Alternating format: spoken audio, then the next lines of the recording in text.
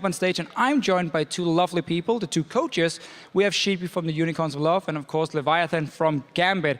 And guys, first question, what happened to the ties? LCS tie is going to be so angry. You guys are standing there with your shirts. We're setting a new trend, of course, new ties, no ties.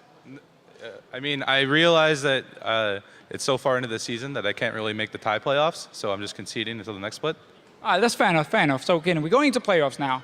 We had best out of one, entire split long. Now we're changing it to best out of five. Obviously, for the quarterfinal, you guys might even be facing each other. As a coach, how does their prep change when you have to suddenly adapt to these best out of five situations? We start with you, Sheepy. Our practice schedule sometimes seems a little bit different.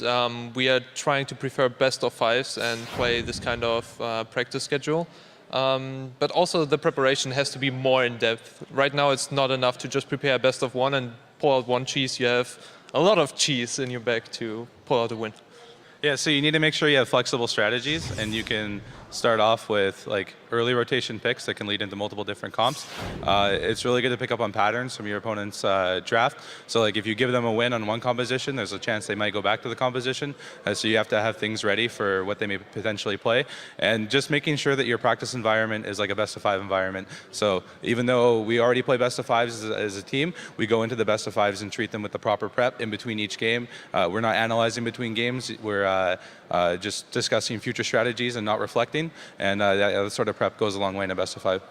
So you mentioned now the cheese, or a lot of cheese, for a potential best out of five.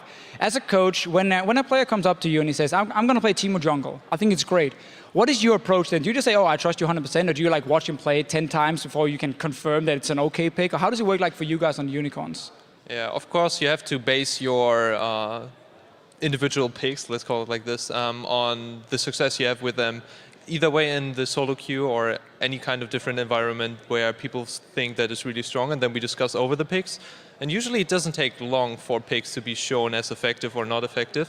And then you just, you check over with the team. Maybe you have somebody else prepared, and then you can couple that together and something amazing comes out. And yeah, maybe shown in Cassiopeia Yorick before even Cassiopeia was hot pick. We started playing this, and it just seemed like a really strong pick overall now. So when you introduce a pick, the first thing you need to look at is like team compositions and where does this pick fit? Because in each team composition, every role and every champion has a job they're supposed to do in the game. So when you try to swap champions in and out, you try to find champions to do similar things. So when someone tries to introduce something, I ask, well, what job does it do? And every champion, I think, is viable, and every champion has their strengths and weaknesses. And it's just making sure that when someone says, I think this is good, you figure out where it's good and if the strengths that they have can contribute to a winning team composition. So last quick question here. Who's going to win the EU LCS? Unicorns of Love? Hopefully. I think that in the best of five, we usually show really great upsets or best of three environment in big tournaments. So I have faith in my team, but we will see whoever plays the best, and hopefully that will be us.